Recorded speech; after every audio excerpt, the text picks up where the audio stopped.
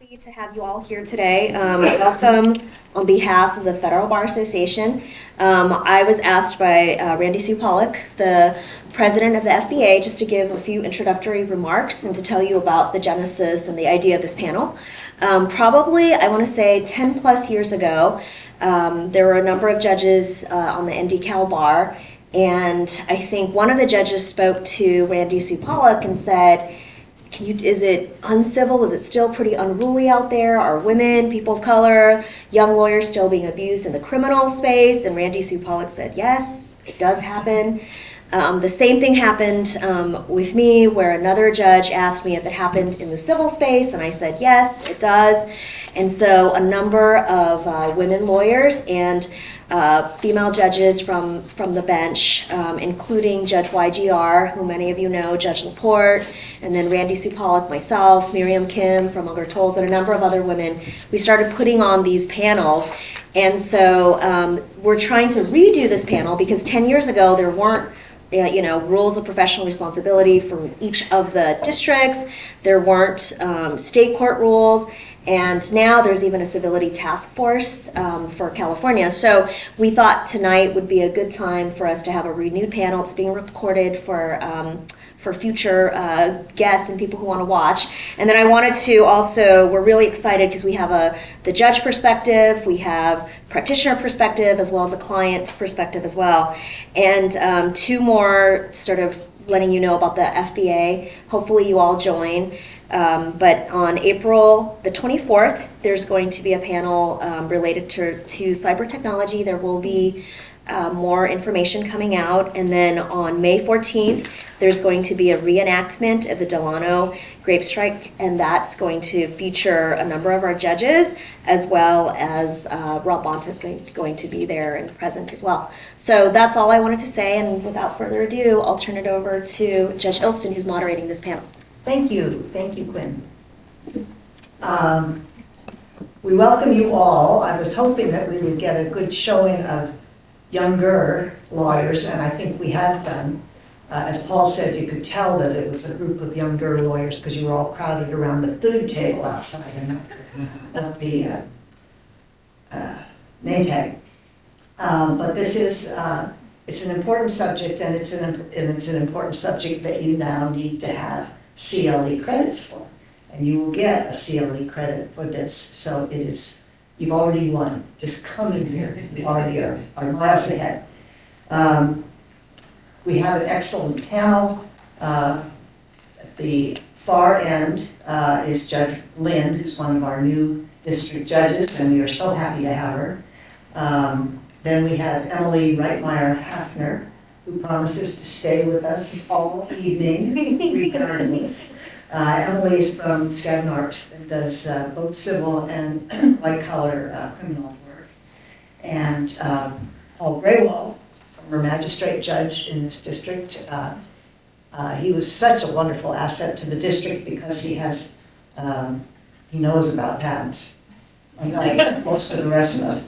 But he didn't last all that long. He's now out on the economy, and he's now running, well, he's a big actor in Coinbase. So he's going to bring to us the perspective of the client, which I think can be very helpful in addressing some of the issues that we'll be talking about tonight. So that's our panel. The idea of having young lawyers come is that the incidents of incivility and bullying tend to be most prevalent with young lawyers.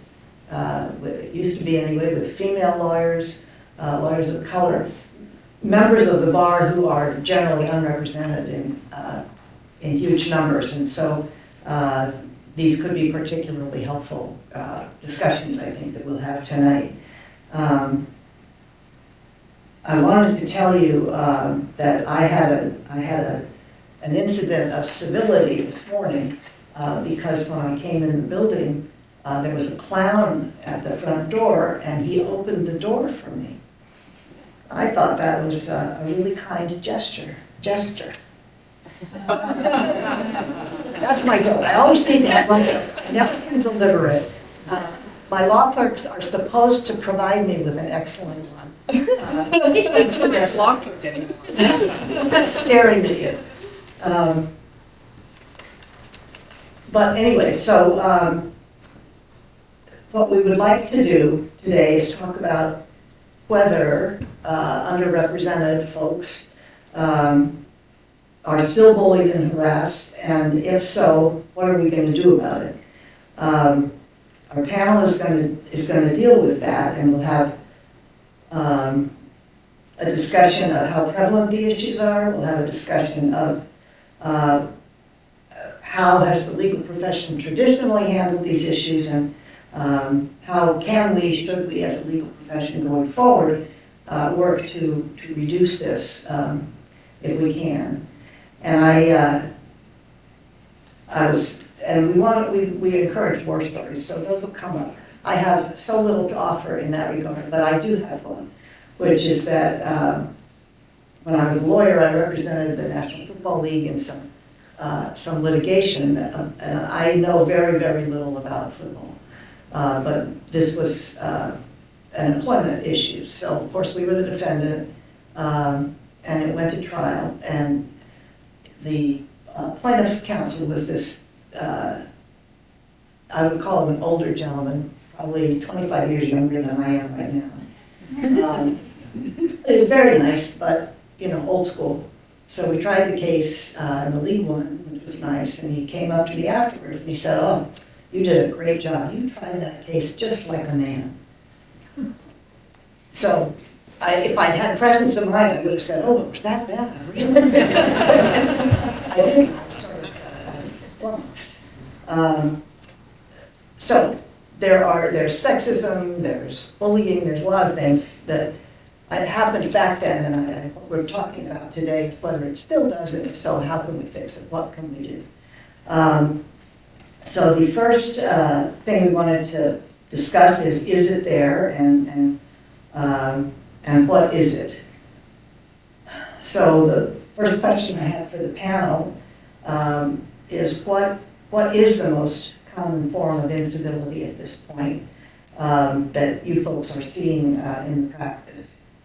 Emily, you want to start? Yeah, sure. I think a couple things come to mind. One, I think, is more just kind of bullying from lawyers who just want to force you into their position, who think that your position is not justified.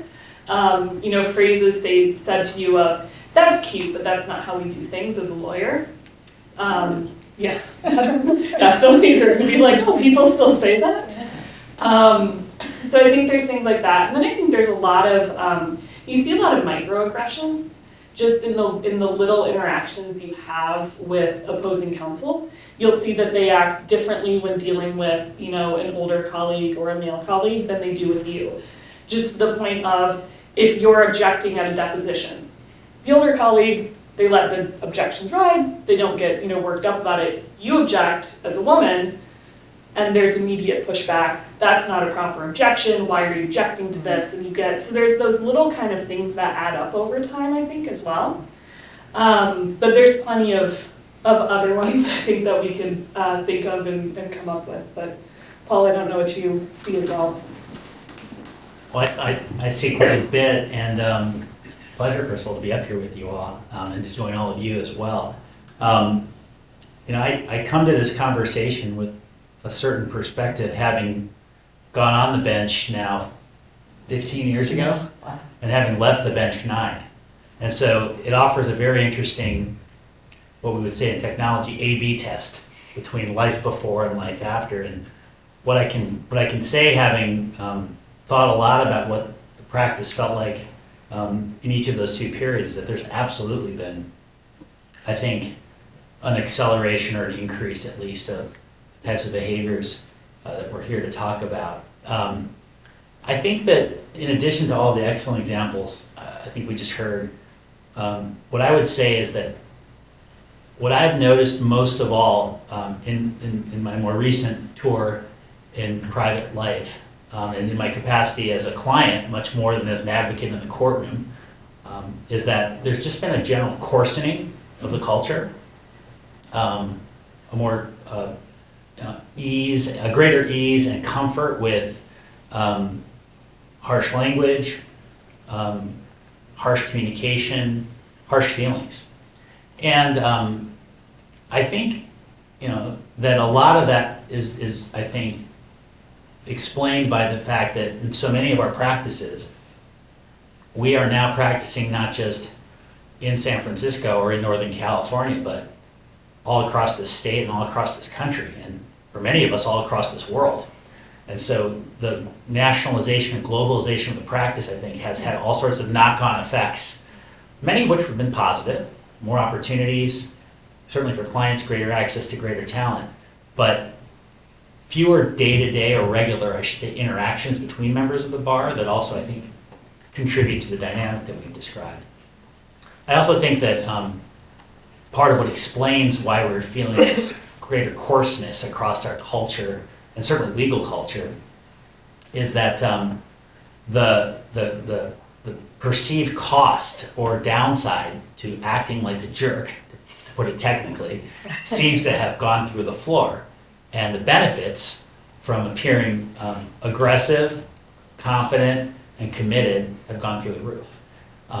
So I think all of these things have led us to this place where we all, or at least many of us, I think, feel that practice has gotten rougher.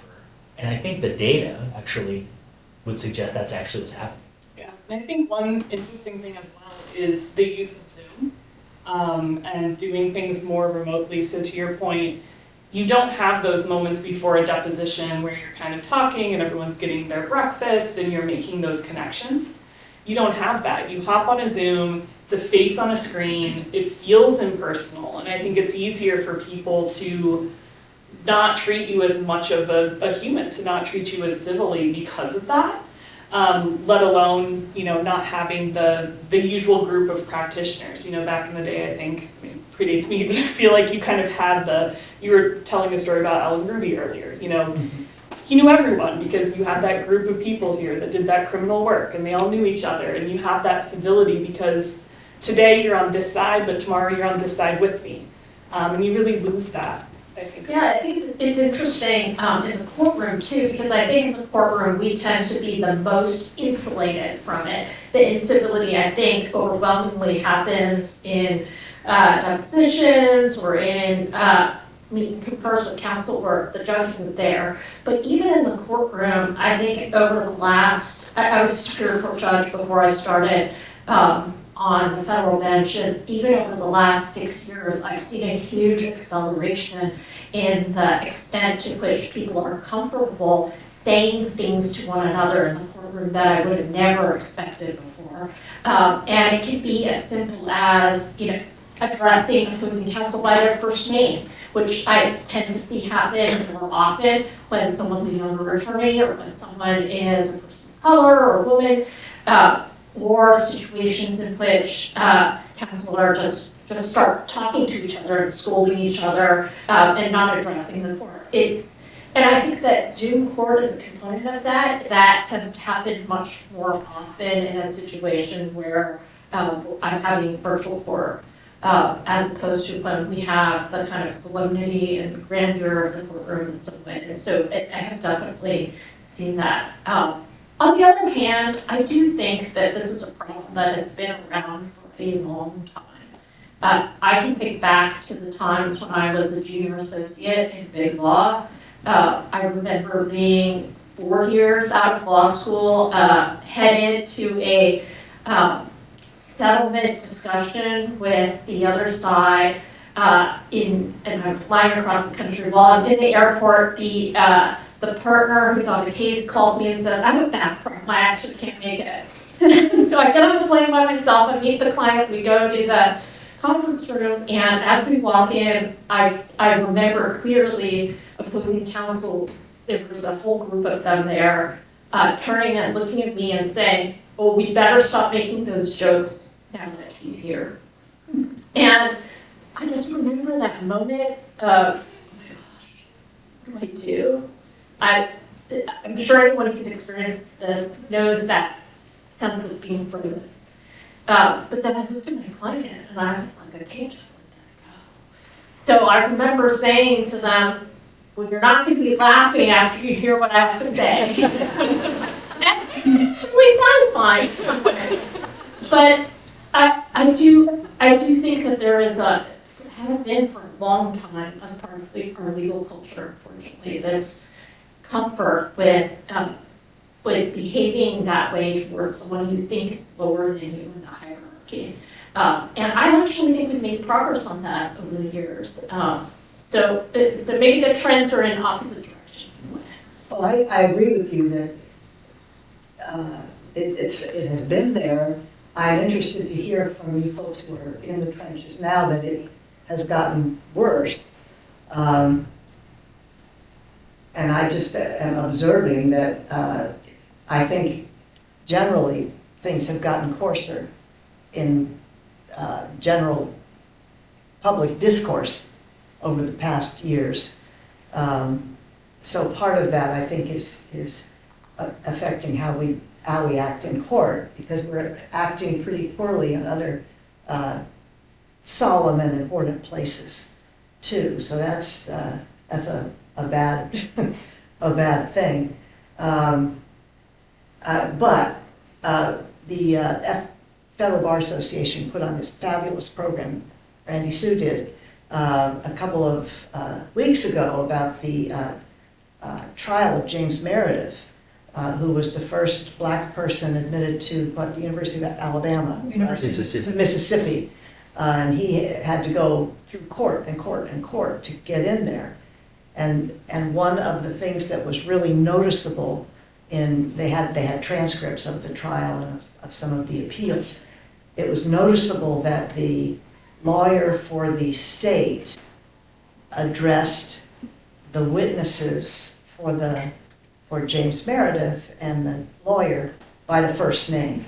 So that was the kind of status establishing behavior back then that is similar to what folks have been mentioning here. So it's not new, it's been there, but I had thought prior to talking with folks about this that it had gotten better, but it sounds like we still have issues that we need to deal with.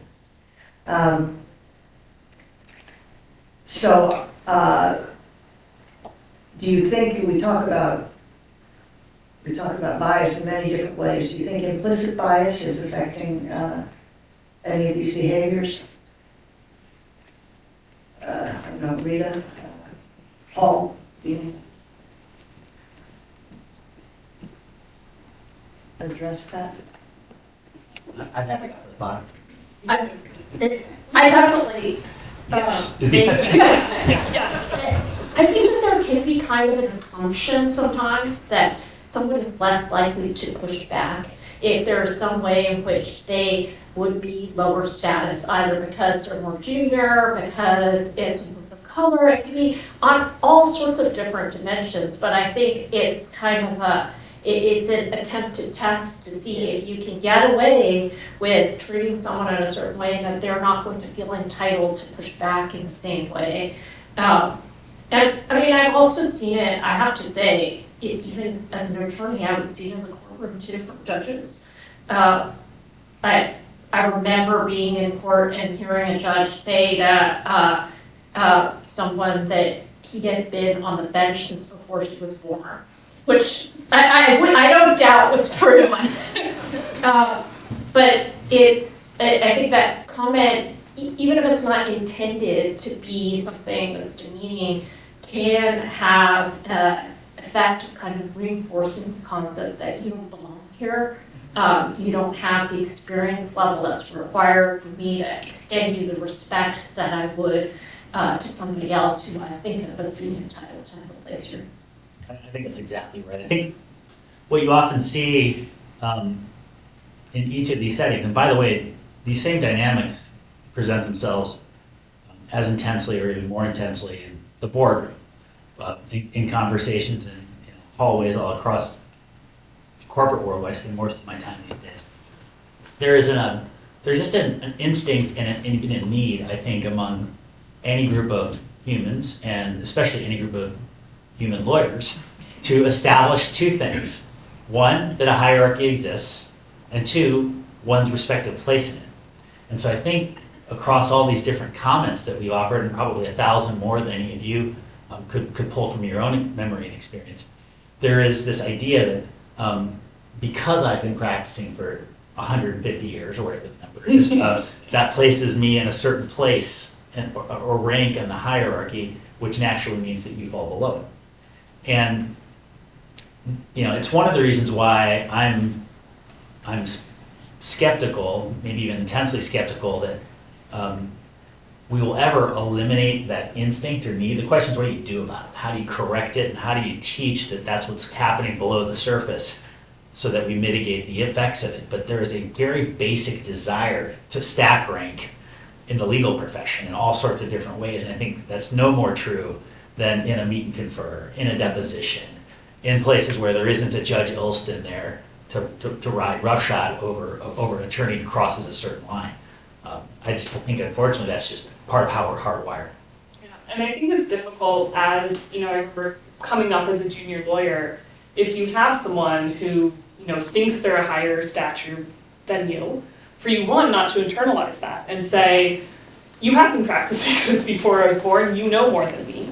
And on a particular point, if they're hitting you hard on it, and you're right, you start to second guess yourself and think, am I right? Like, am I gonna tell this person? Like, am I gonna tell, I'm not gonna tell the judge they're wrong, but, am I gonna tell this person that they're wrong? And you start to second guess yourself. And so it kind of becomes this circular problem that it's very hard to stand up for yourself and to look at someone and say, no, I know the rule. This is the rule. I am right, you are wrong. And so it's something that you just have to empower yourself. I think knowledge is power in a lot of this, and one of the ways you can deal with it is to know your stuff and be very confident in it. But you start to, it's hard not to internalize when you're constantly being told you're the junior person here, to not think, yeah, this is what I am, okay. Absolutely right. And if I can just add one more thought, I actually think in this respect, in the world of litigation and trial work, there actually is a greater opportunity to right those wrongs in this very particular sense. In those environments, you're at least operating in a world where resorts to precedents and rules exist. There are still objective truths. Of course, lots of gray areas. That's why we all have things to do every day. But that is at least something to hold on to in that moment. The case either says what you said it said, or it doesn't. There's no real serious debate over that. In many other settings in which law is practiced, that is not an option available. If you're trying to negotiate an acquisition of a company, these same dynamics apply, but there's no case you can pull off the shelf. So I underscore that only because I do think it could give some hope that we can, at least in these settings, address some of these wrongs in ways that may even be harder in other legal settings. I want to confess that it happens in the courtroom sometimes too. Thinking back on it, I know that I have, when we have initial case management conferences, this is in civil cases, we talk about how, we'll have further status conferences. And I can remember having said, and it's important that the people who will be trying the case come to these status conferences, because important things can be decided at these early conferences, and some of those decisions can make the rest of the case go much more smoothly, and you need some senior decision-making people there who are comfortable doing that. And sometimes if you're new to the case or new to the law, you don't have the confidence to be able to make those decisions. Well, thinking about that from what I've just been hearing,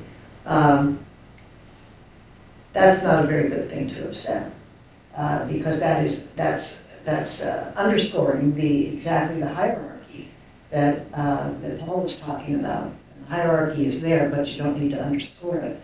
And there would be a much better way to say, make sure decision makers come to the status conferences than simply putting it in the sense of age or years in gray or gray hair or anything like that. So I'm so glad to come to these things and learn things, but these are all very baked in kind of behaviors, so it's important that we work to overcome them.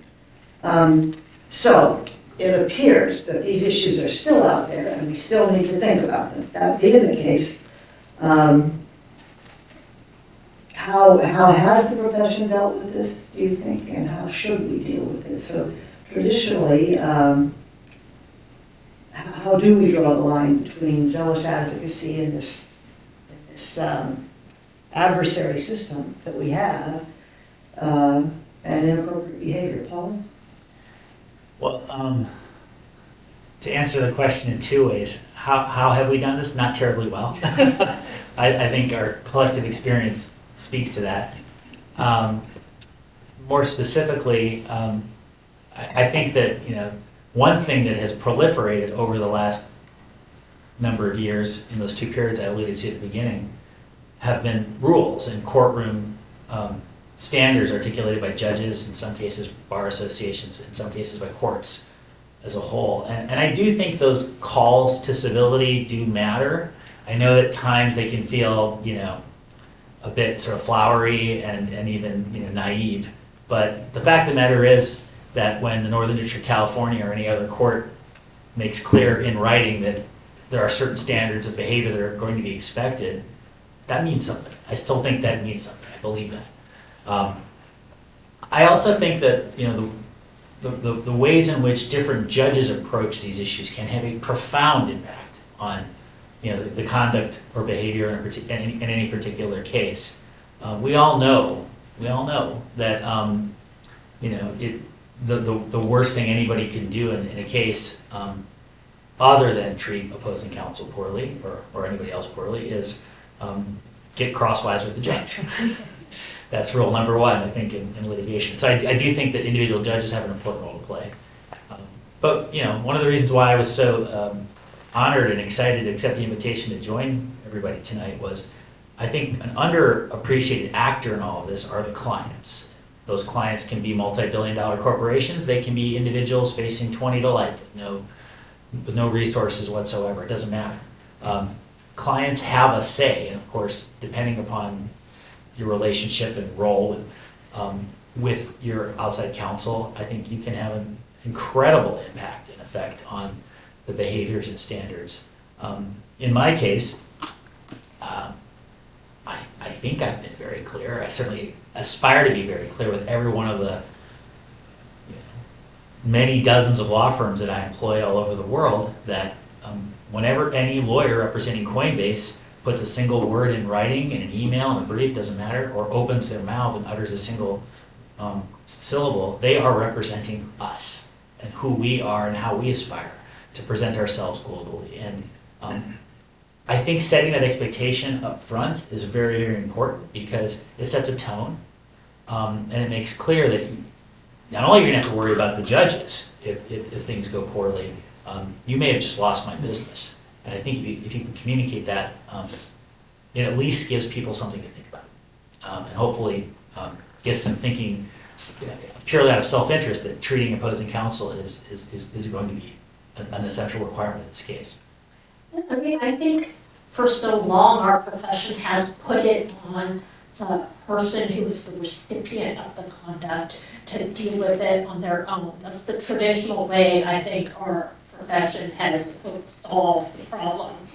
And I think we're moving to an era where we recognize that the person who is the recipient of the conduct needs other people who are allies and who see what is happening and say something to respond to the conduct, whether it be a client, whether it be someone who's higher up on the totem pole, or whether it be someone who's a peer. And absolutely, it is effective, I think, for judges to be part of that ecosystem too. I know that when I receive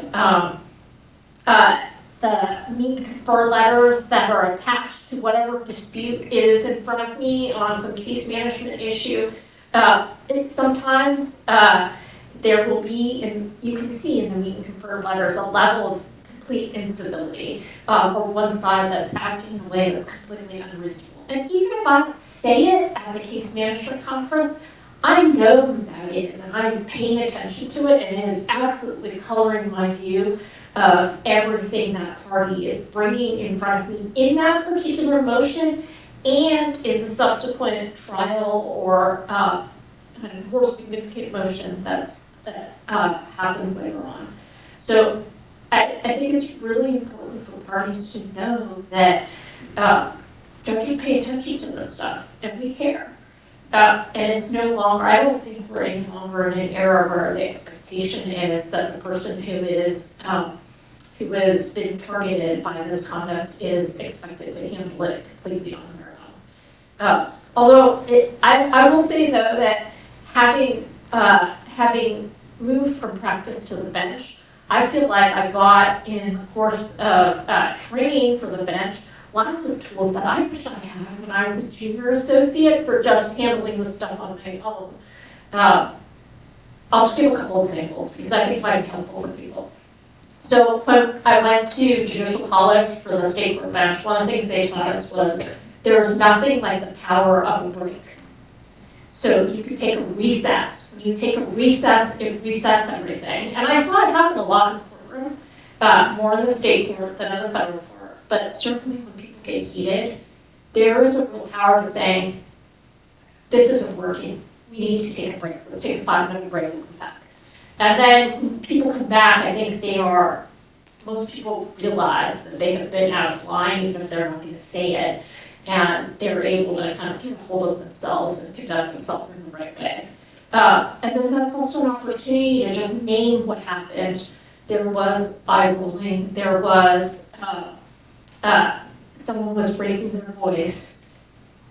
It's so important that we be able to talk to each other. I want to hear what you have to say, but I can't hear it the way you're saying it to me. So let's say it again. That's the type of language that they taught us in the state court judges school. But I think it's something that I wish I had known as a junior associate. Just that ability to name what happened, connect it to what we're trying to do, and explain why it's not productive to what we're trying to do, and then inviting the other person to start again. So I do think that there are some things that someone who is the target of that conduct can do, but I also don't think it should be on them to handle it on their own. I agree. I remember a time when I was practicing and had, in connection with discovery, had just gotten totally sideways with a lawyer on the other side of the discovery issues I was dealing with, who also was female, it turns out. Not it turns out, always has been. But she was, from on the other side.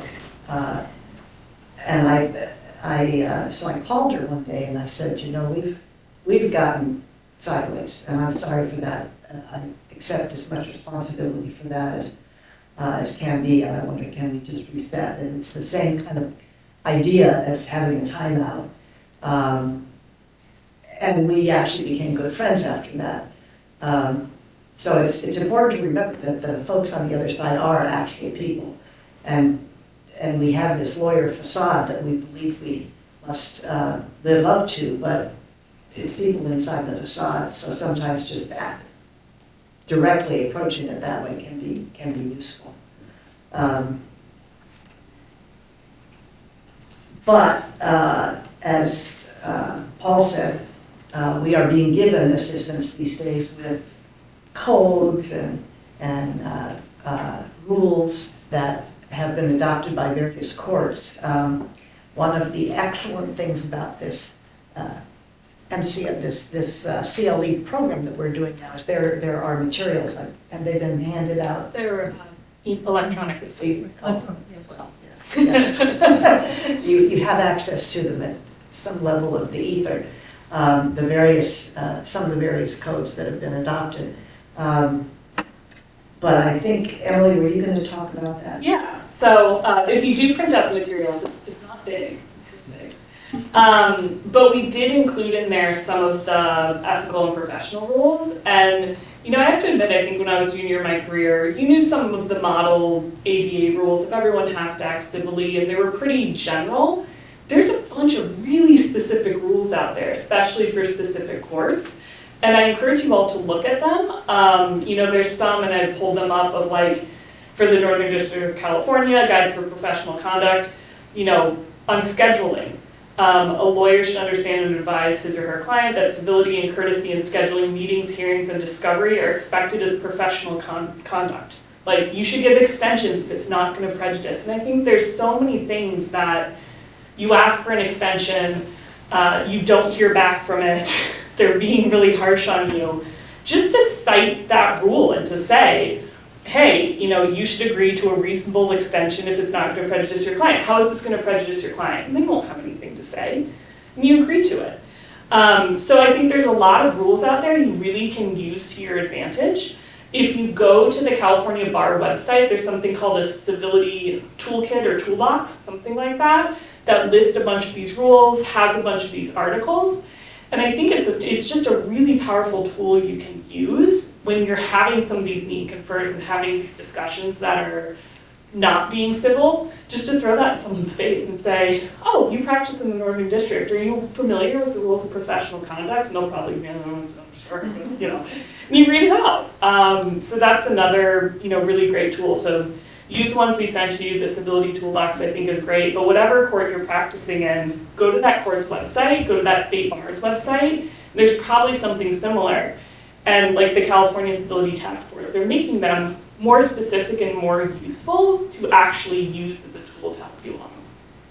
Excellent.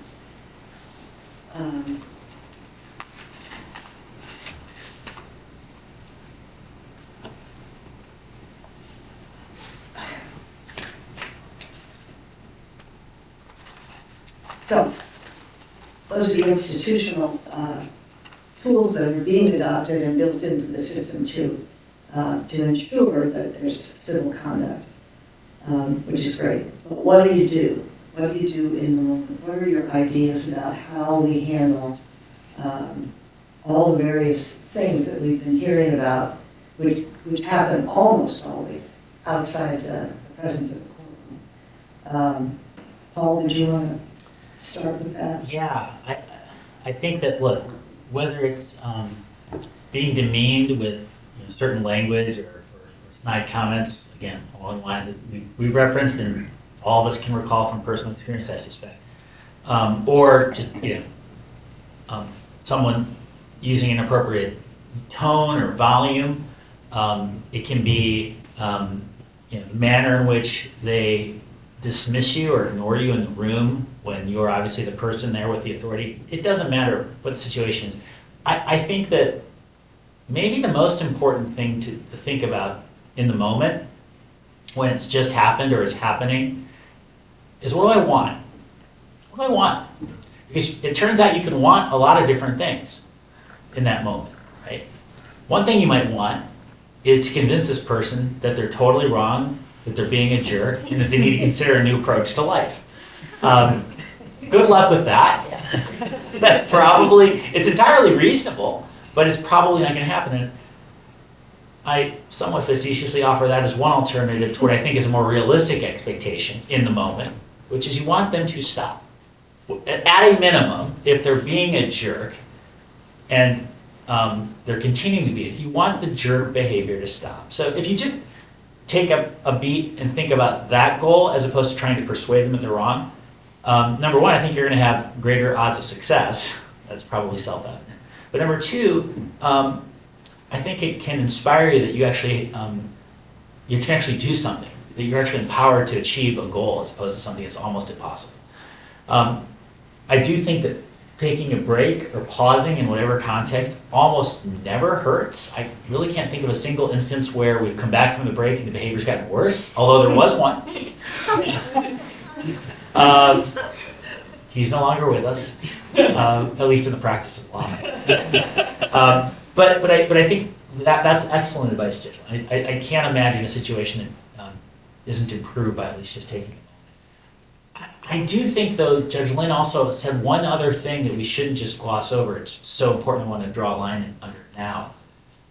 You said it's unrealistic and unfair to expect any individual suffering from this kind of bad behavior to own the problem completely. and of course, what is saying, among other things in that comment, is you do own at least some of it, if not the majority of it. And I think it's important to underscore the reality of any one of these situations, which is, yes, you have the well-meaning judges, you have rules, you have clients all with you in that moment. Nobody's going to care. Nobody's going to care nearly as much as you could, will, and should about what's happening. So, right or wrong, fair or unfair, you have to at least own a piece of this. And so, understanding that, I think, helps, in the moment to address it. The other thing I'll just say is that whatever the issue you're dealing with, it could be someone referring to you as the court reporter rather than as the lawyer. It could be somebody making a reference to your relative youth. It could be somebody making an off-color cultural reference. 99% of the time, whatever you decide to do, it's better off to do it right there and then, or at least do something, and not to swallow it and move on entirely. Sometimes you don't have a choice. We all recognize that. But these situations do not get better with time, and you do not become more effective with time. And so I think it's critically important to do something, anything, even if it's simply expressing that you don't appreciate being treated that way and leaving it back. I think those are at least a few things to bear in mind. I think in some ways, though, the reality is that it's very hard for someone who is at the beginning of their career and feels like they are low on the totem pole to speak up in the moment. And I don't think necessarily that if that happens to you and you don't say anything, that you should beat yourself up for it. But there are things that you can do, even if you don't in the moment respond with some snappy remark that, you can tell in a story years later, like I happened to be able to do that one time. But there were many when I was frozen and couldn't think of anything good to say. I do think, though, that you can document it so that next time somebody does this, you can have your own notes as to, okay, this person did that same thing on X day. And so then when you decide, hey, I'm going to write a confirming letter to this person and say, on March 4th, we had a conversation. You raised your voice at me. I asked you not to raise your voice so we could continue the conversation. You continued to raise your voice, so I had to end the conversation. I then attempted to speak to you again on March 10th. And then the following and then you can recount it, put it in a confirming letter. If your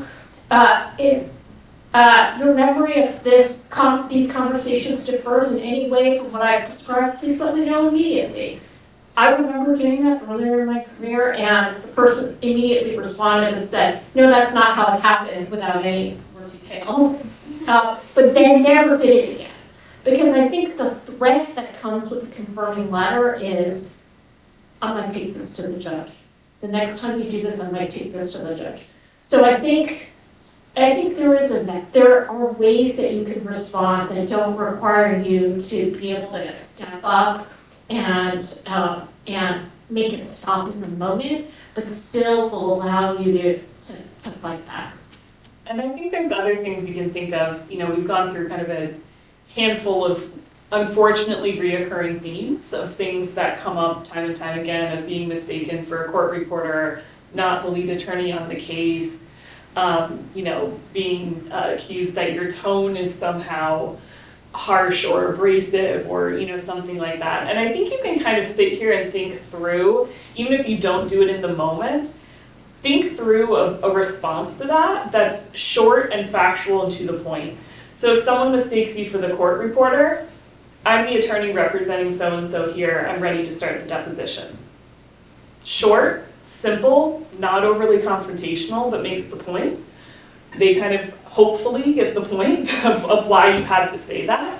And so I think you can kind of think up of some of those to have in your toolkit. It doesn't have to be, a witty quip. You certainly can get by with just something very factual.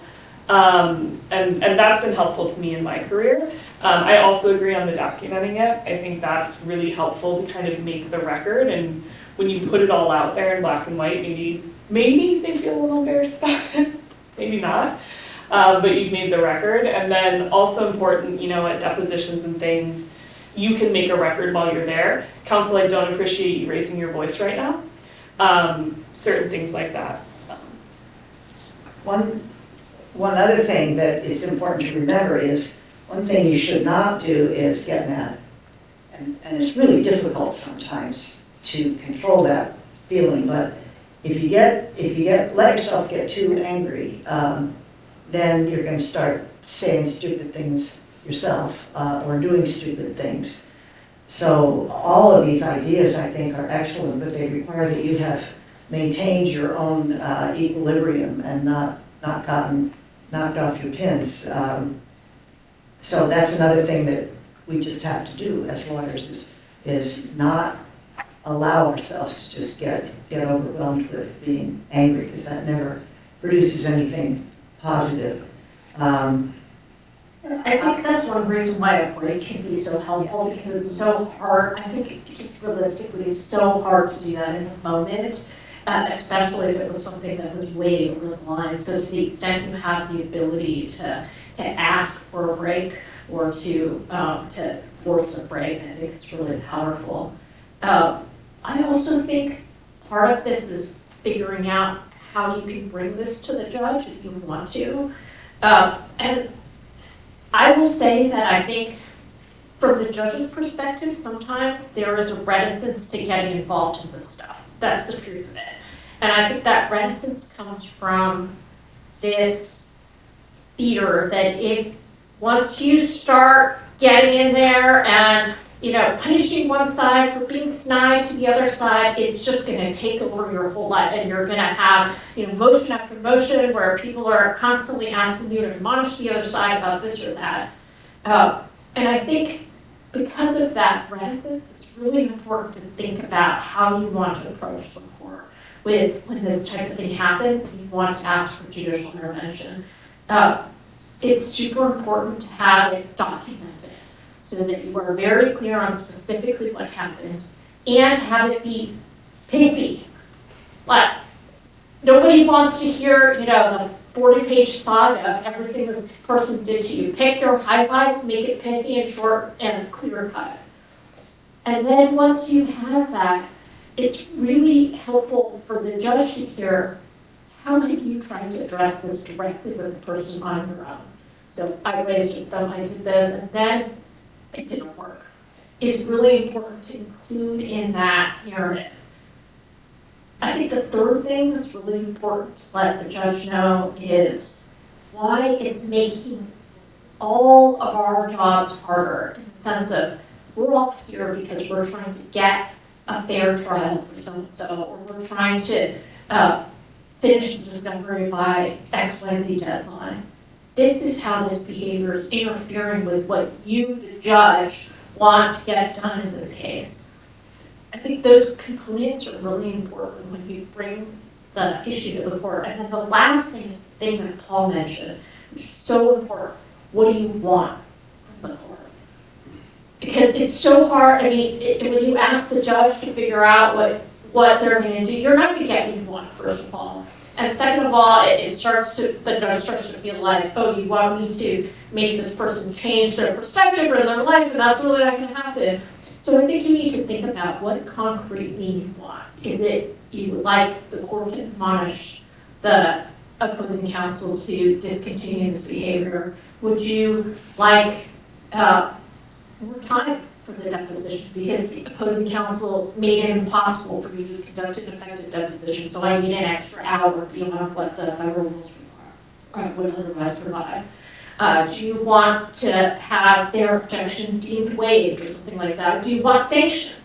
Whatever, although I would say that last one is, it's an escalating process, so I wouldn't ask for that out of the box, obviously. But if that's something you want, because it's been a repeated pattern, and you've made your record before, I think it is something that could come on the table. So those would be, from the judge's perspective, the things that would be the most helpful in helping the bench have your back in these types of situations. It's so refreshing to hear from the sitting judge the reality that like 9 times out of 10 the judge is thinking, don't make this my problem. No, I really appreciate it because you are dealing with human beings on that side of the bench as well. And I think it is true that there's never a better argument than an argument that appeals to the judge's self-interest.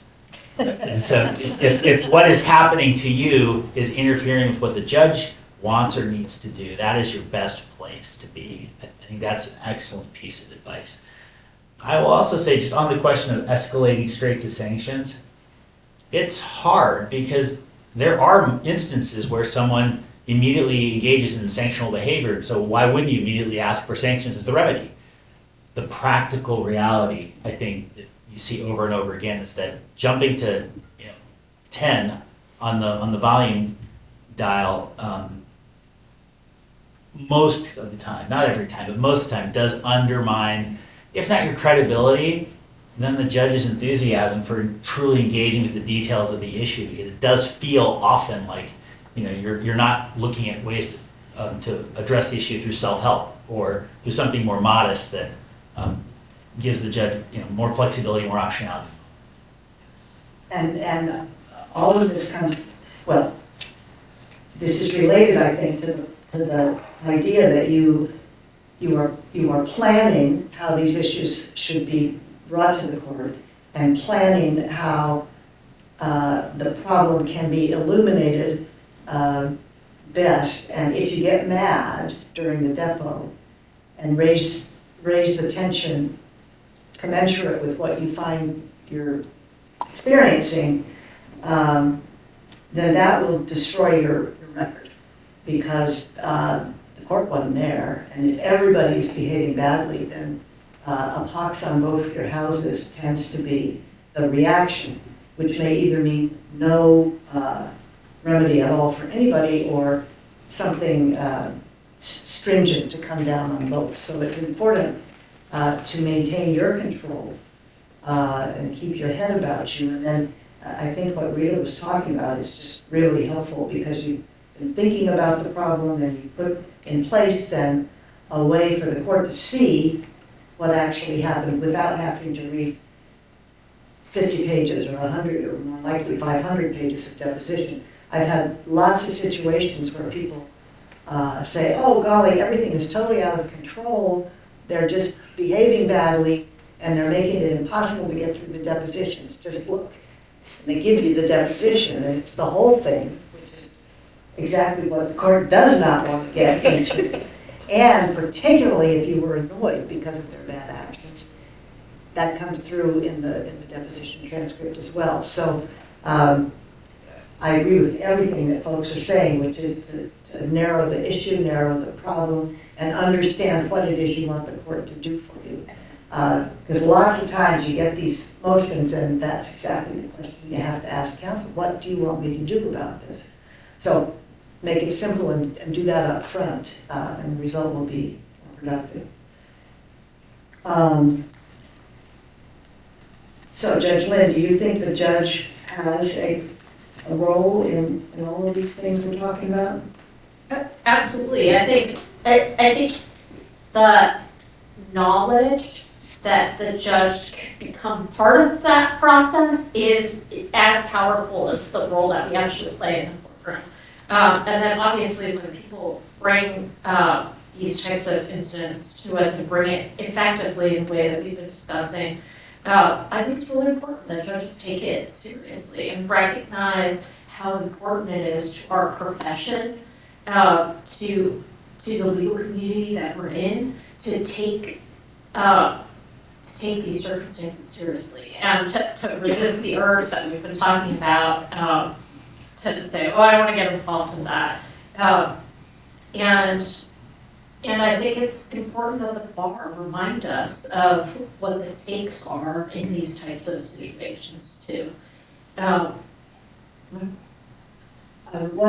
One thing that I experienced when I was a lawyer on a case that we had, it was a securities action. It was a pretty high stakes thing being tried in federal court in Tucson. So everybody was, not everybody, but most of the lawyers were coming from someplace else to go to Tucson for this.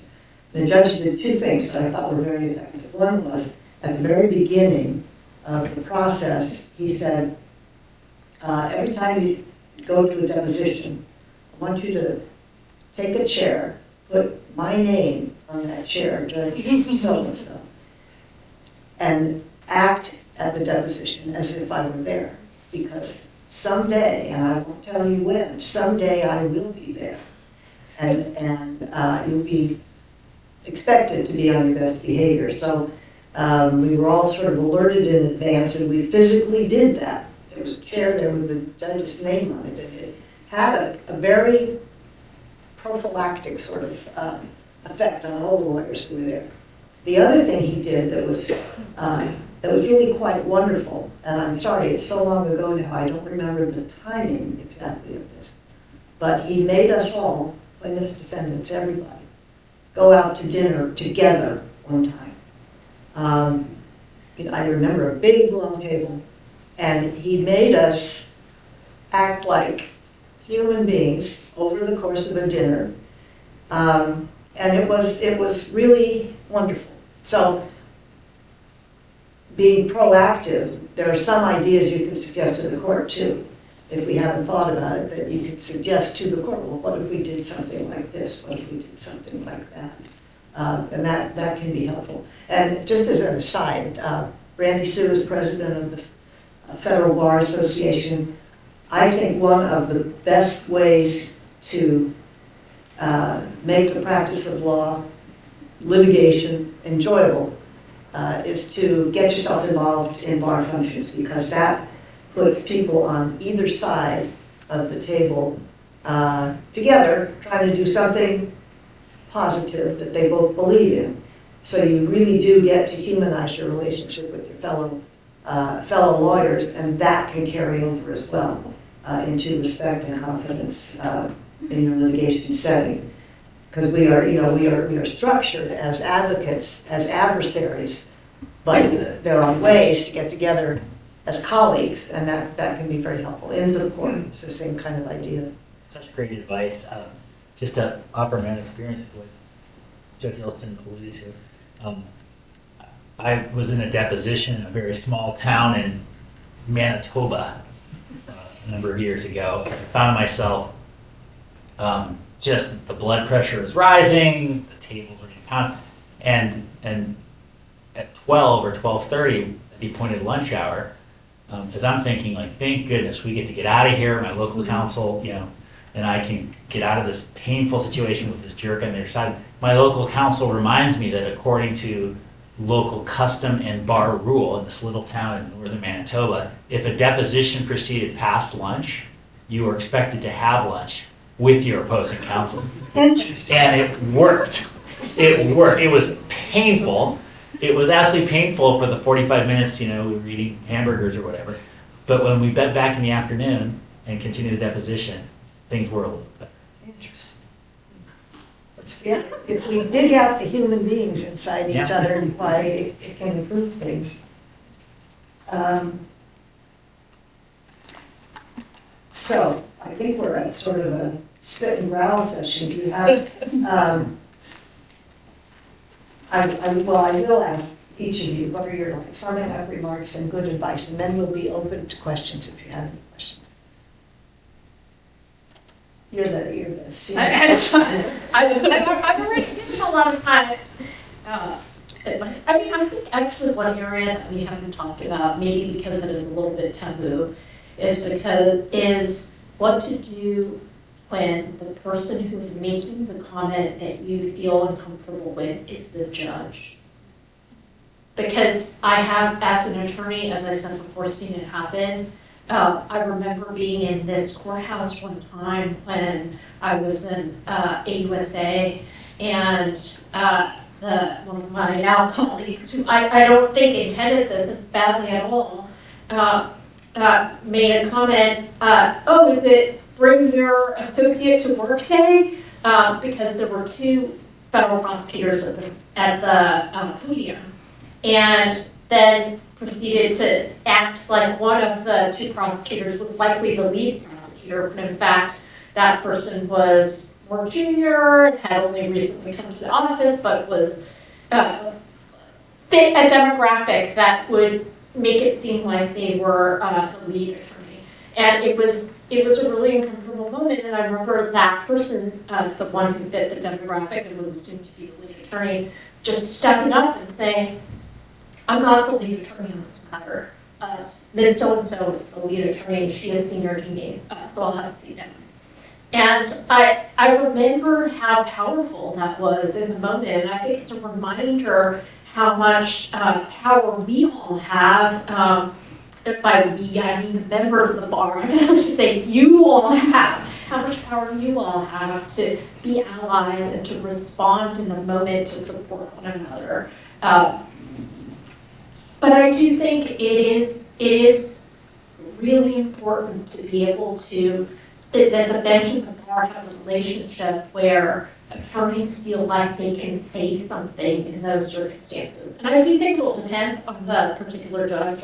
Let's not have any illusions about it.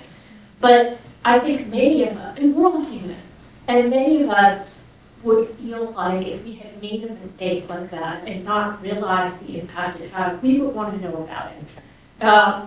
And I know that in circumstances where maybe I came down too far on someone, it is always effective when someone says to me, Your Honor,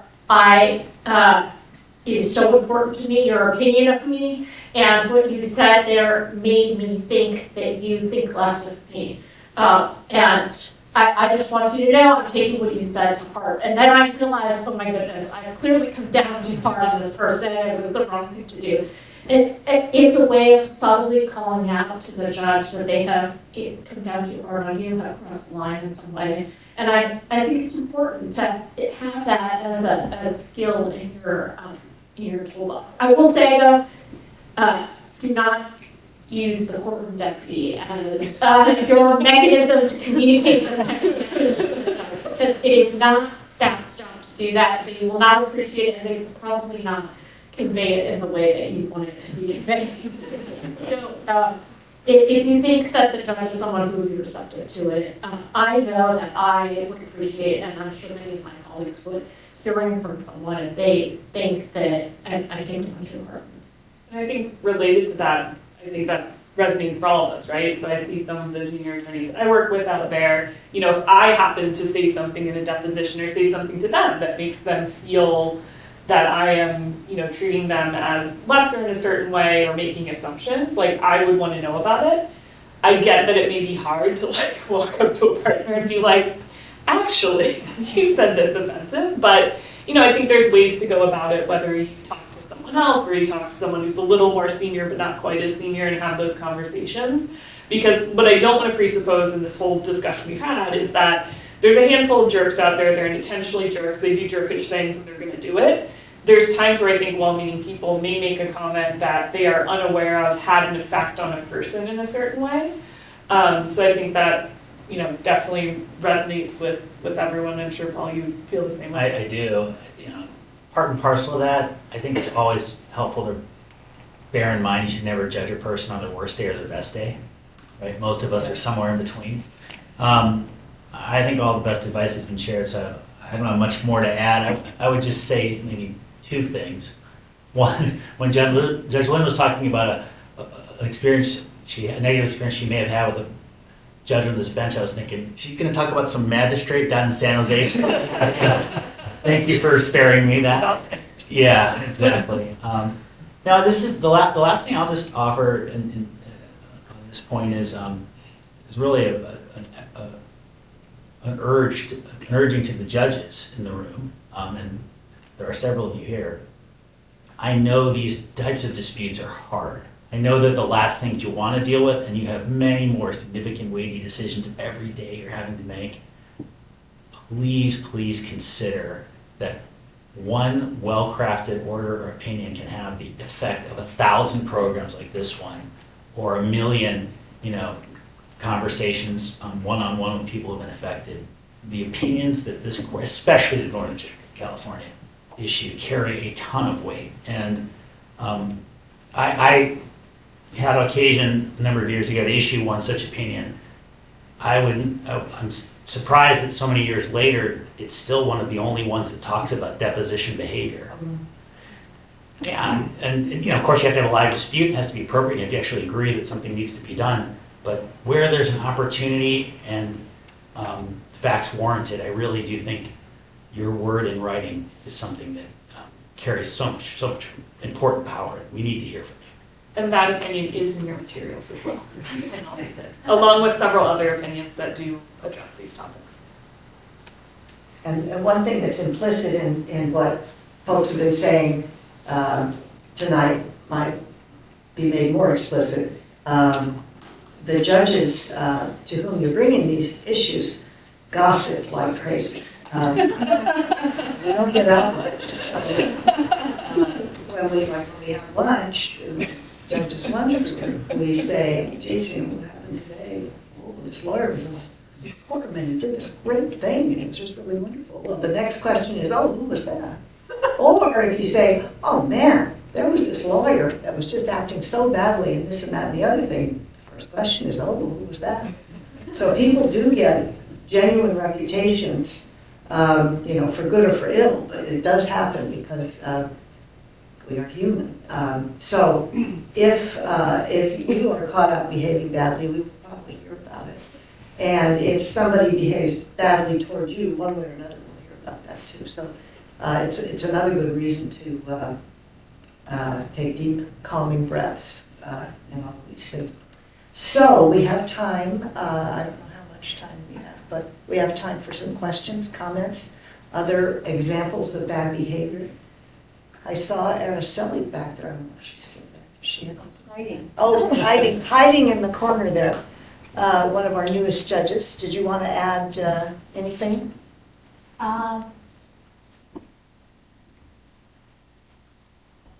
No, I mean, I think the piece that I'll say that resonates from what I hear Judge Olson and Judge Lynn noting is, well, two things, right? I think that I have found it tremendously helpful. I actually, at the first Northern District Conference, judicial conference that I attended as a judge, there was, I remember Judge Tiber stood up, actually specifically to say sort of to Paul's point, he stood up as some of the folks on the panel were talking about the challenges they face in practicing and continuing to practice in the district. And Judge Tiber stood up to say, you all should be bringing those things to the judge, right? So to the extent that I sort of hear Paul saying to the judges, rightly so, you should be interested in these things. I think what I want to say to all of you is, at least from the Northern District, from the conference, what I saw and what were then, it was my first conference with these folks, with the judges as my colleagues. What I saw was the judges stand, as folks were telling war stories about some of the things that they had to endure at the hand of opposing counsel or at judges, are the judges saying to them, you should be bringing those things to us, right? I think part of this presentation was to note that there are certain rules in this district, and we do expect and want for you to tell us when these things are happening. And as much as I appreciate and respect the idea, and I agree that what we all need in these spaces are allies, one of the things you've got to remember at some point is that this is to Judge Lynn's point, the purpose of documentation is in part because at some point you've got to write that short, pithy, here's what's happened and here's what I need, because this is just making this process not what we expect from the folks in our profession, right? So that's it. Just my strong sense is that our colleague, look, I agree 100% with Judge Lynn. I think we often find ourselves talking about, and if anyone attended the recent FBA event, one of the things you've heard those judges talk about is the fact that you shouldn't, really please be judicious in the motions that you bring because we end up buried in stuff.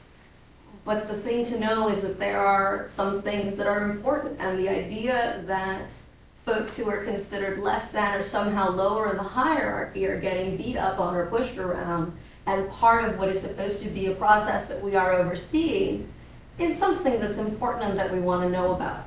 So, right, when you hear the judges talk about don't bring every single motion you possibly can, This is not the stuff that falls in that category. This is the please don't bring me the third 12B motion that you are threatening us with. Right, that's what that falls under. I've now eaten up all the questions, and I apologize. Others?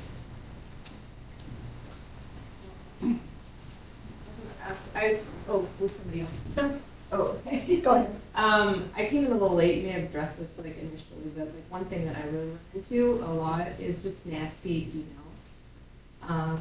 And just like really accusatory discovery disputes, like really just kind of insulting, just like very like crude emails. And like so much so that like sometimes I just dread reading the response and like figuring out how to respond and, you know, take the high road. And, you know, I do take a break, you know, before I like respond or like write that email and then erase it and then like write the real one. But I guess I was wondering kind of what advice you might have, because I mean, I do hope, like, I do write my emails like, if this would go in front of the judge, would I be proud of what I say? And I try to do that, but others don't. I'm like, I'm just wondering kind of, you know, I hope for that day when I can put this email in front of the judge, but I just don't think it's gonna come. And I don't think there's any kind of repercussions for their action, because it ends up just always being between the parties. I'm just wondering, you know, if you have any advice for like, one, how to bring it in front of the judge when it is just kind of actually not that consequential, because it's just the banter back and forth. And two, like advice for me in like dealing with it personally and how to respond to these kind of things and take the high road. So I can jump in maybe on the second part, just being in private practice and dealing with that often. I recently had a case where opposing counsel was on the East Coast, and I think they just wanted to send me like one of those nastygrams every morning, like early their time. So the first thing I saw when I looked at my phone was that name, and you just knew, and you're just like, that just starts off your day. You know, the biggest thing I found is really just, you know, write the email that you really want to send them and don't send it. But just really being factual on things, I think, and laying it out just in a very factual way, not stooping to their level, just kind of like ignoring it. I feel like sometimes I've been even at depositions where you get opposing counsel very worked up about something. I had opposing counsel once in a deposition turn to the attorney he was with and goes, "Oh, it's on." And I just sat, okay, like I just sat there. And after like a few of those little things, realizing that I was just not taking the bait at all, he stopped. And so just to kind of keep it very straightforward, very factual, I think can be helpful. And then I've done this before, and the judges can tell me if this is irritating. But I think sometimes you can kind of subtly get some of that in front of the court, not attach 47 pages of emails back and forth, but there's a way if you're making a discovery motion on some sort of we met and conferred, you might be able to kind of slide a few pages of that in, and then to Judge Lynn's point, you see that, and you kind of see what the dynamic is. It might not be an essential email to the motion, but it's not completely extraneous. I think there's definitely power to putting a choice quote from the email into in a footnote in your motion, or you know, attaching it if it's relevant to the meet and confer process. I'm curious to hear. I would make this question for Ashley. Have you ever tried to pick up the phone in that circumstance? Yeah, I have an instinct, but I think it may come from my position that now if I pick up the phone and I say something to someone, usually most people are pretty cooperative. Yeah. But maybe that would be true if I made the transition that Paul was just mentioning. But you know, sometimes if you pick up the phone, or if you have a face-to-face conversation with someone who behaves a certain way via email, they wouldn't behave that way in person. But it probably depends on the person. It depends on the person, but I've definitely had the experience where someone is very nice and pleasant on the phone, and then, you know, 2 hours later, they get this nasty grand email that was just like completely unhinged from the conversation. And so what I try to do is have the phone call. I'd want to send the email first. You know, this is confirming what we discussed, and you know, it's X, Y, and Z.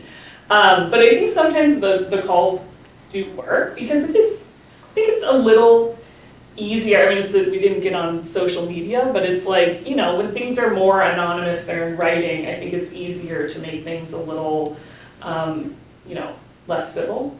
So I think the phone does help. Yeah, no question, it's easier to get jerk at arm's length. There's no doubt in my mind about that.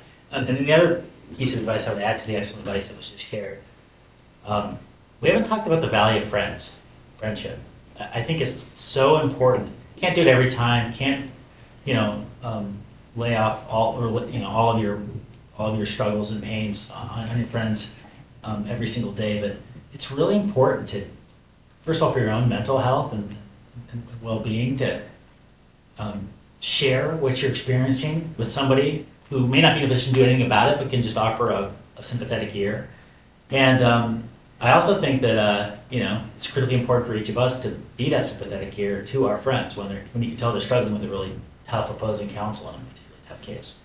On that friendship point too, I try to make a point to, if I can, form some sort of rapport with the person who is being uncivil, whatever connection it is. If it's, you know, just something about a sports team where they grew up, a food you like, I mean, you can form some sort of bond with people that I think, again, it humanizes you more and it makes it harder for them to react in a certain way. I'll put it as a disclaimer, like, I hate that you have to do that we can't just like treat each other as or just have those conversations naturally because you're a nice human, right? Yeah. But I think to be mindful about that sometimes and kind of think about, how do I build a rapport with this person, as opposed to just pick up the phone, dive right into work, you know, just have a, hey, how was your weekend? Oh, I, you know, did this with my kids. Oh, that's great. I love doing this. You know, just those little kind of chit chat niceties I think can help sometimes. And one other thing is when we all have status conferences, you know, beginning shortly after the case starts and then moving on through. You could always raise at the status conference the question of deposition conduct. If it's already happened and you just felt uncomfortable about it, or even before that starts, you can always say to the judge, you know, in the past I've had issues with this, that, and the other thing. I wonder if the court could give us some direction on how we ought to act at the depositions. And if you say that, of course, any judge is going to say, well, be good, and don't do this, and don't. So you can at least have that conversation up front before anybody's being accused of anything. So then everyone will have the expectation that you're going to have to behave yourself, and if it stops happening, then you've got a hook to place the conduct on. How are we doing? Other comments, questions? Yes, sir. So I have a question about including footnotes in merit orders, so in orders on summary judgment, similar to Florida's motion to dismiss or judgment please. So similar to a lot of footnotes or comments saying, you know, counsel didn't really raise this argument on sleep draft factors, or didn't raise this particular argument, just kind of noting in passing or noting in the context of a waiver argument. So even if both parties, if neither party raised it, just highlighting potential bad conduct, just so it's there in an order on summary judgment or in a dispositive order. And I think with a lot of times corporate clients want lawyers who, just because it's, you know, they're not the litigators, they want the lawyers to get in and argue. And I think something that's in the signal that actually has a consequence that's not a good one. So I was wondering what your thoughts were. I tend to agree with what you're saying, and I will observe another dynamic that isn't always appreciated, but I think contributes to some of what you're describing. I have found that opposing general counsel who do not have a background in actually having tried a case or litigated in the kinds of complex matters that litter this district's docket are often the worst, because they do have a somewhat cartoonish view of what their litigators or trial lawyers are there to do. So I don't have a great answer to that other than hire more trial lawyers as general counsel. No, I think it is important for all the participants to understand that it is sometimes the client that is the problem here, let's be clear. But But I think it's all the more important for us then to understand that clients have a responsibility, at a minimum, not to make things worse. He has a question. Hi, thank you for this presentation. I'm an older attorney, but I'm new to litigation, civil litigation, and I want to represent people, pro bono cases that I think are really worthy. So I've been involved in a case, and it's in the Southern District of Texas. I got the Texas Bar to help my indigent client, but I've been stunned as I go through the discovery process about what's, been said to me. And so what I struggle with is like, I try to bring it to the judge, but the judge, I've realized like being a judge is like being a parent. It's like you have all these squabbling children because he's like, well, work it out. And like, just to give you an example, it's like not only insulting, but like I remember I was on a call and he said, what are you? Are you one of those homosexuals from California? And I was stunned, and and all I could think to say was, how is that relevant to anything that we're discussing right now? And he said, well, I'm trying to understand your motivation for representing your client and stuff. And so like, I want to tell the judge, like, this is this is constant. Like, it's this constant, whether it's at the deposition or it's this, it's all these like slights, but then part of it's like, am I going to put this in a confirmation, email, like when you questioned my sexuality and this, you know what I mean? And then it goes to the judge and I feel kind of silly. So I guess my question is like, what would somebody like myself do in that situation? I guess I can do the confirmatory emails and stuff, but then it also feels like we're adults and I try to work it out, and it feels weird to bring that to the judge. And then I also wonder too, like, do you all think as judges that the problem could be solved if judges issued more sanctions, like came down harder when they see things like that? Anyway, I'll shut up. But anyway, so civil litigation has been fascinating to me. In my mind. I have a question back to you, which is, have you said something to the person along the lines of, I know you may think it's relevant, but I don't think it's relevant, and I'm asking you to not comment on my sexual orientation anymore because I don't think it's professional. Yeah. So I haven't used those exact words, but in the moment, if you've ever had someone say something to you and you're too stunned, because I was like, this is so out of left field, all I could say in the moment was like, how is this relevant to anything that we're talking about?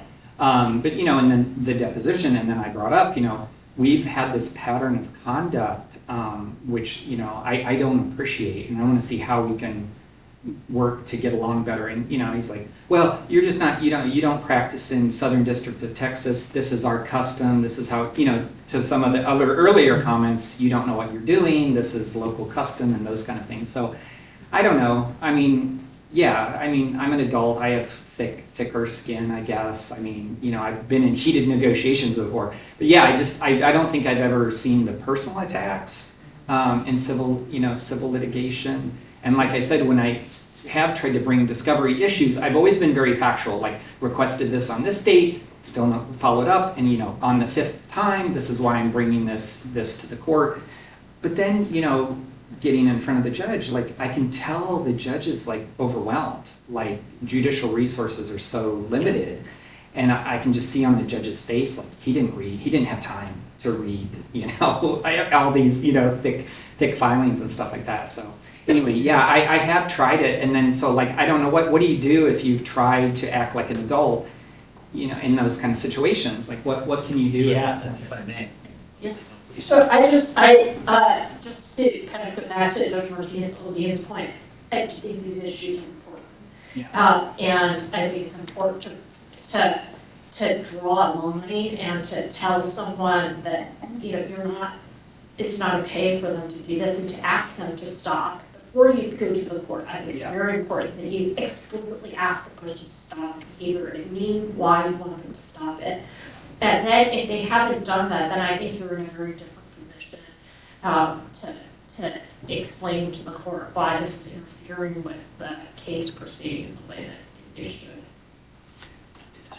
I'm just reminded the irony of labeling this practice civil litigation. The only thing I would just add to Judge Litt's comments, I think he did a lot of things right. That situation, if I may use the term, sucks. Yeah, no, it's terrible. But I congratulate you for the moment, like keeping your wits about you.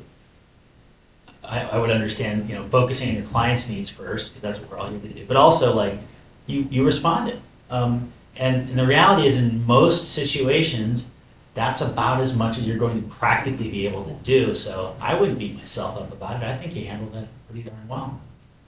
And I think I get kind of the home courting a lot when you're in different areas and, well, our practice here is whatever. I mean, knowledge is power in that. So whether you just, call up someone who practices down there just to, informally get the lay of the land, whether you get some sort of local counsel down there just to have that face there. But the other thing is, look at their rules and know them inside and out. You can say, that may be the custom, that's not in the rules, if you can point me to something. But I think, just kind of holding your ground on that, because, to the point of, apparently in Manitoba, you've got to get lunch with everyone. One town in Manitoba. But, if it's something more egregious, you can kind of, hold court on that. And I think that, really just having that, I think the knowledge gives you the confidence to be able to, assert yourself a little bit more. Not that you didn't, but yeah, that's normally my go-to. Thank you. I have one last comment, just real quickly to Judge Lynn's point about like if judges behave badly. And by the way, you did act correctly, and I have lots of stories that we can talk about later. On the judicial point, in our district, we have 2 ombudsmen still, right? Don't we still have that program? Judge Kleinberg and Judge Fogler are volunteers. So in our district, I think we're very proactive, and that happened a number of years ago. And if practitioners have issues with judges' temperaments, they, very different issues that are sort of more sensitive, we do have 2 ombudsmen that you can go to in this district. Not every district has that. So, obviously you use that judiciously, but that's something that's very unique about our district, right, Randy? So, do you remember this came up like 5-8 years ago? Yes. Yeah. And it still exists, and I think the judges, these are former judges. One is a former Santa Clara Superior Court judge, and one Judge Vogel was a judge of this district. So just so that people are aware of resources. There was a question on a very bad for a while. I have a quick question. I was wondering if you could share some advice on any personal practices that have helped you, staying in this practice of litigation in an environment that's so hostile, sustainable, and then also anything that you've learned that has helped you be able to, in those instances, when you're getting that email, where your heart is racing in the depth because someone is being cruel or whatever it is, be able to respond and feel calm and in a constructive way. I feel like come talk to me afterwards. But you can talk to some of the associates I work with. I've been told I'm very zen and that I keep my calm a lot. And part of that is not taking things personally, even when they are personal. I think that's a big one. I think there's also little tips I've taught myself of put both feet on the floor, feel your toes in your shoes. That takes your mind out of that fight or flight. It calms you. It's going to, make you kind of relax more. Taking walks outside resets your brain, resets kind of the receptors that you have going on. So there's a lot of things you can do. But I remember when I was a junior attorney, being at a deposition, there were 2 lawyers that were just at each other's throats, just wasn't uncivil, I think necessarily, but they were just really fighting over stuff. And then we took a break and they're talking and hanging out as friends, and I'm what is this? How are they getting along? But you kind of learn, I have my client, you have your client, I have my position, you have your position, and it's fine. We can all kind of be friends at the end of the day as long as we treat each other with respect, kind of within these rules. So there's a lot of things you can do to try to stay calm and sane. I think a lot of it, honestly, is just temperament and personality as well. And so it's hard to overcome if you have a temperament where, you get riled up easily. But happy to talk to you afterwards on how I've stayed sane in private practice for almost 2 decades. I also think part of it is remembering that usually when someone is behaving in a way that's really over the line, and I don't know, I mean, I think we focus too much on bad behavior. I don't want to suggest, I don't think that this is the majority of the behavior. I mean, that is the daily experience. So I don't want to suggest that to folks who are early in their practice. But I think sometimes it's helpful to recognize the reason someone is doing that is probably because they are not feeling secure in their position. They are, they're unsure about the law, facts, they have bad, they're not able to get what they want through the normal channels. So they're trying to do this thing to intimidate you or to get you to agree to something that you shouldn't agree to. And it's because they're actually coming at this from a position of weakness. And so I think if you remember that and you see that behavior as a flag for you, this person is in a position of weakness. And so that's why they're behaving like that. It helps calm your response a little, because then you recognize, okay, this is just what they're trying to do, and I'm not going to let that happen. I'd like to thank our panelists